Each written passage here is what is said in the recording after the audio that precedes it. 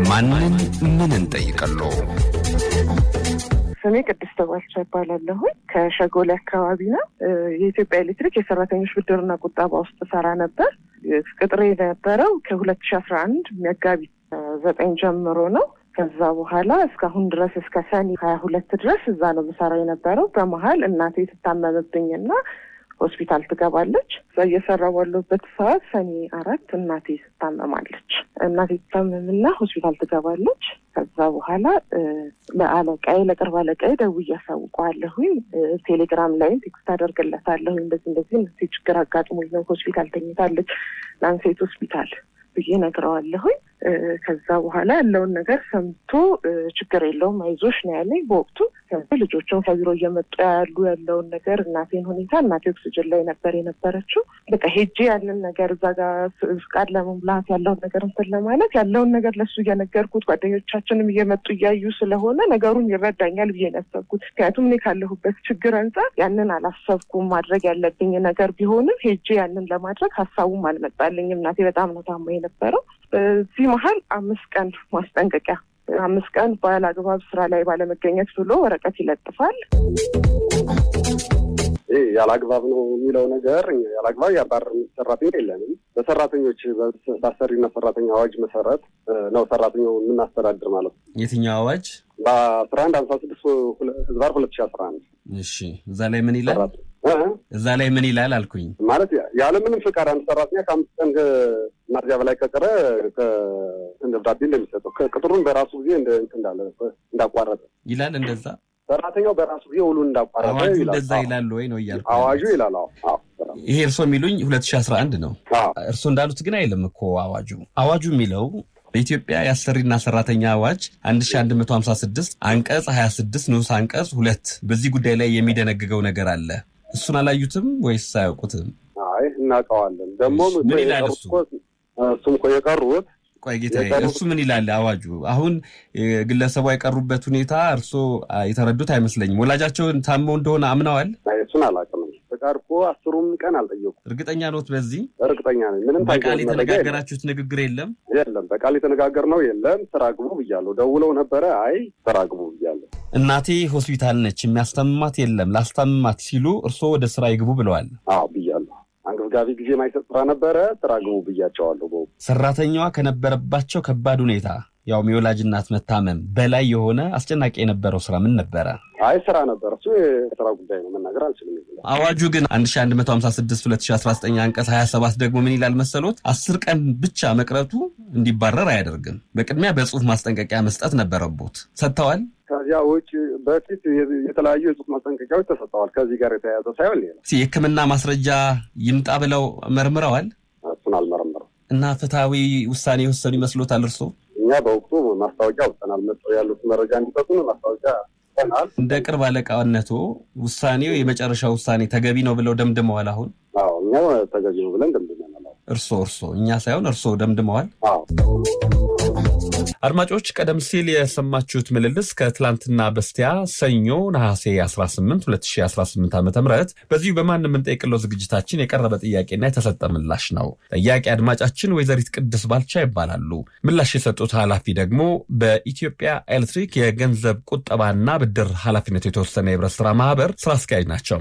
አድማጫችን ወይዘሪት ቅድስት እናቴ በድንገት ታማብኝ ለማስታመም ሆስፒታል ነበርኩኝ። በተከታታይ ለ5 ቀን ከስራ ቀረው። ሆኖም ከመቅረቴ በፊት ላለቃዬ በስልክ ነግሬው ነበረ። ምንም ችግር የለም ብሎ ነበረ።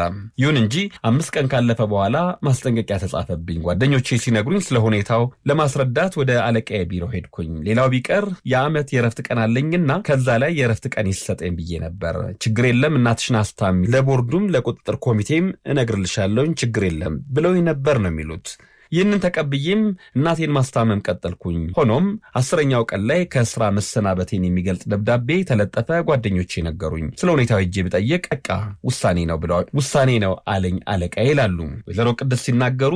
ለአለቃዬ በስልክ ያሳወኩበት ማስረጃ የላኩለትም ሰነድ እጄ ላይ አለ።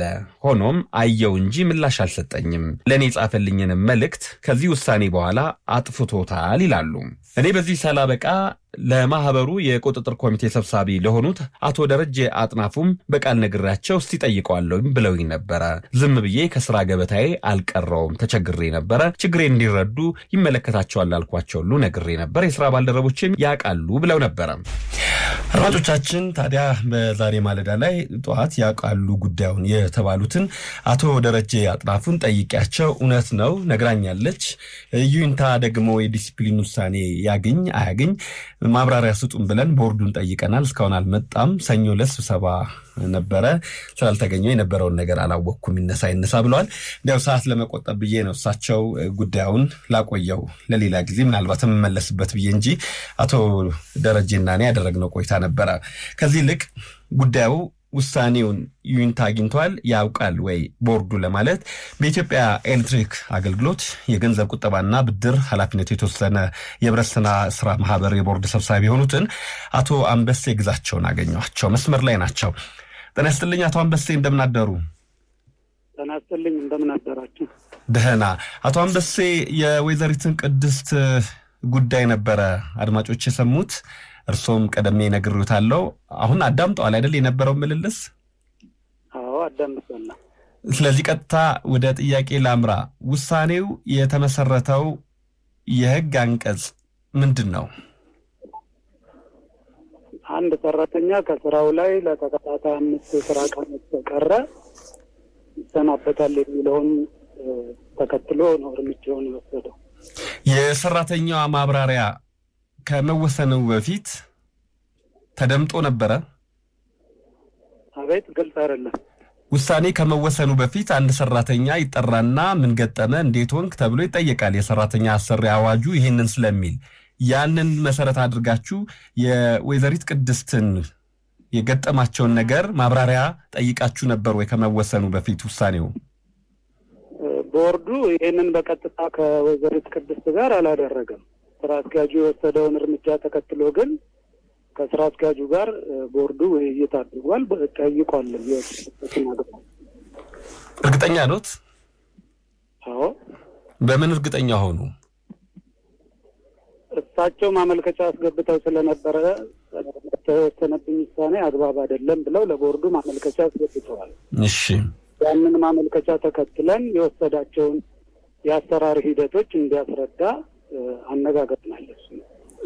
ግለሰቧ በወረቀት ነው ያቀረቡትና እሳቸው ውሳኔው ላይ ቅሬታቸው ላይ ለስራ አስኪያጁ አሳውቅ ያለው ችግር የለም ብሎኛል ብለው ነው ያስገቡት።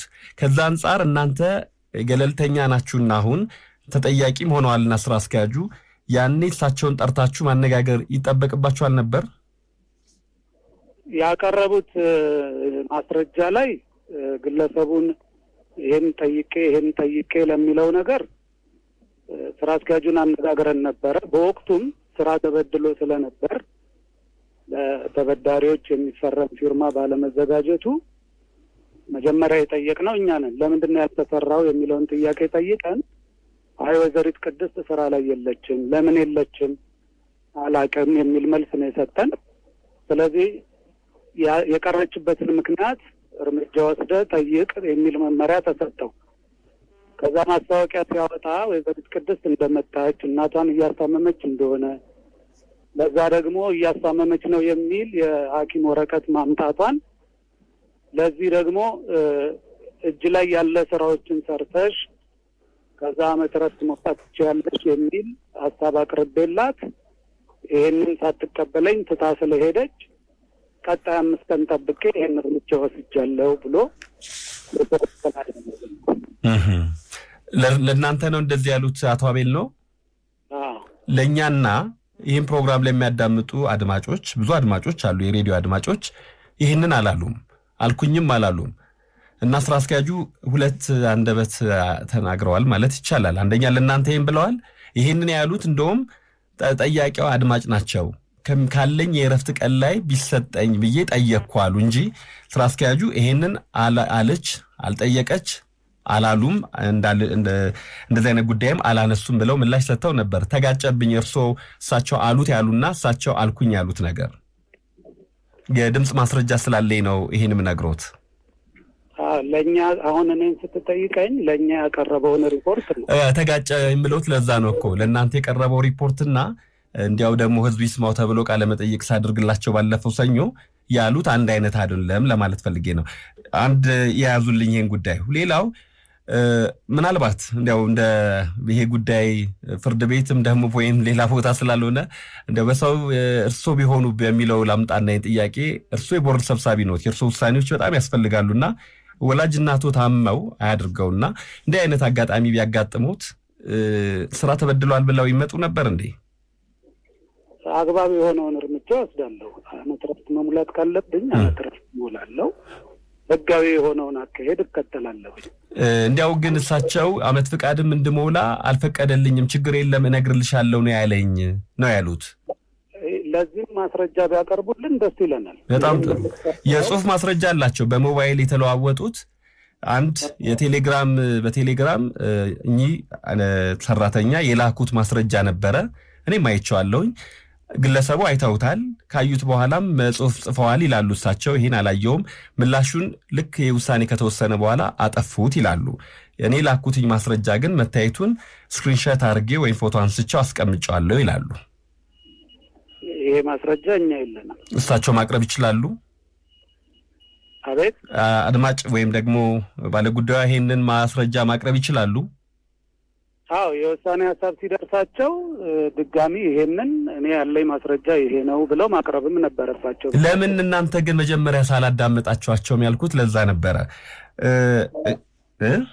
እሳቸውን ለማግኘት እኛ በሳምንት አንድ ቀን አርብ ከሰዓት ነው የስብሰባ ጊዜ ያለን እሳቸውን በዛ ቀን ለመቅጠር ስልክ እንዲደወልላቸውም ጥሪ እንዲደረጉም ሙከራ አድርገናል ያንን ማግኘት አልቻልንም እሳቸውን በወቅቱ ስለዚህ ቁጥጥር ኮሚቴም የወሰዳችሁትን እርምጃ አሳውቁኝ ሲል ስራ አስኪያጁ የወሰዳቸውን ተከታታይ እርምጃዎች አይተን በዚህ አግባብ ከሆነ የሄደው ውሳኔው ትክክል ነው ብለን አጽድቀናል ውሳኔው እንደጸደቀ ደብዳቤም ደግሞ ተደውሎ ሲቀርብላቸው ሁለተኛ እኛን ለማነጋገር በስፍራውም አልተገኙም የሚያናግረኝ አጣዋሉ እንዲናድርግ እንግዲያው የተወሰዱት ውሳኔዎች